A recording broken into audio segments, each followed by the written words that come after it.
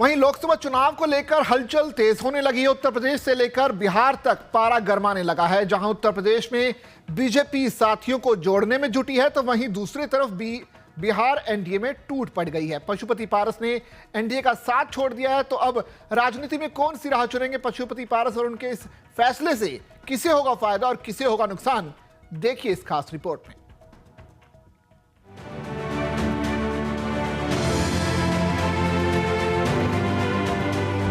राजनीति में कब क्या हो जाए कुछ कहा नहीं जा सकता।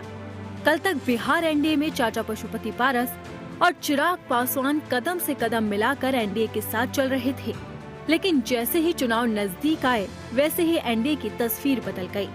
पल भर में ही चाचा की राहें एनडीए से अलग हो गई, जबकि भतीजे चिराग को तवज्जो मिल गई। बिहार एनडीए में 40 सीटों का बंटवारा होने के बाद पशुपति पारस ने खुद को गठबंधन से अलग कर लिया और मोदी कैबिनेट से ही इस्तीफा दे दिया। वफादारी से मैंने एनडीए की सेवा की। आज भी मैं माननीय प्रधानमंत्री जी का शुक्रगुजार हूं और मैं आज भी वो देश के नेता हैं, बड़े नेता हैं, लेकिन हमारी पार्टी के साथ और व्यक्तिगत रूप से हमारे साथ नाइंसाफी हुई।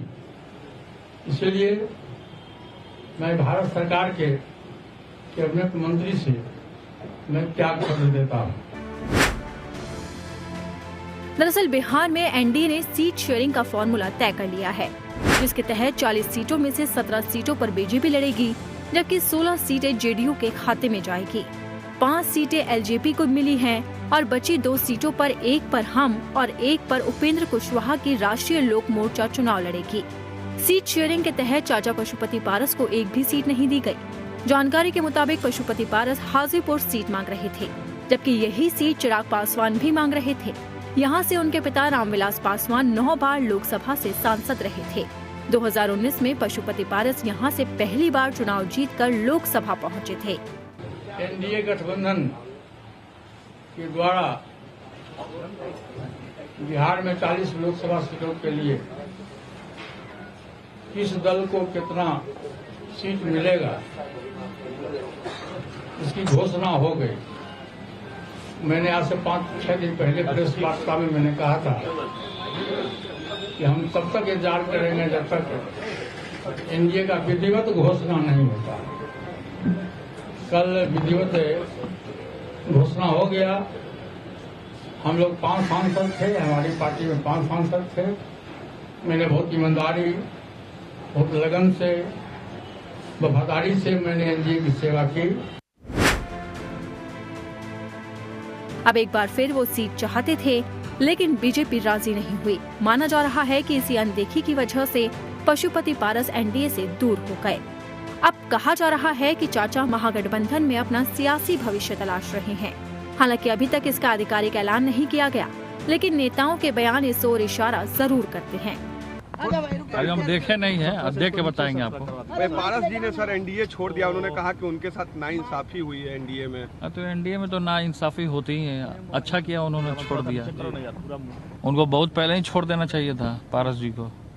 अब अच्छा किया उन्होंने छोड़ दिया, तो बहुत अच्छा डिसीजन है। आप लोग की तरफ आएंगे तो सर वेलकम करेंगे? एकदम वेलकम करेंगे हम तो सबसे पहले वेलकम करेंगे उनका। इसका पॉजिटिव असर होगा इंडिया पर? पॉजिटिव असर होगा अगर आएंगे? पॉजिटिव असर हो रहा है, क्या तैयारी है सर 40 सीट क्योंकि भाजपा खत्म है 25 में।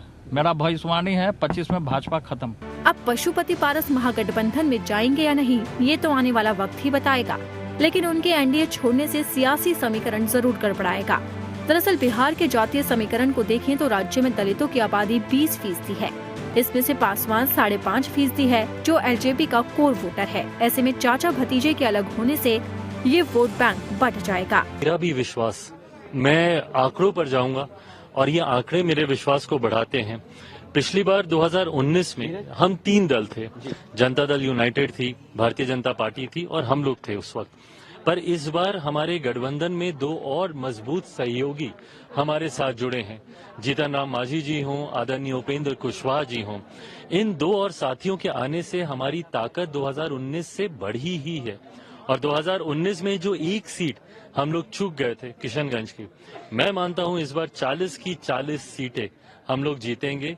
ये हमारे गठबंधन की ताकत मेरे विश्वास को बढ़ाती है। अब ये वोट बैंक चाचा के पक्ष में जाएगा या फिर चिराग को रोशन करेगा, ये तो 4 जून को घोषित होने वाले नतीजे ही बताएंगे।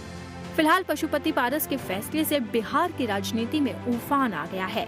इसे लेकर सभी दल अपनी अपनी प्रतिक्रिया दे रहे हैं।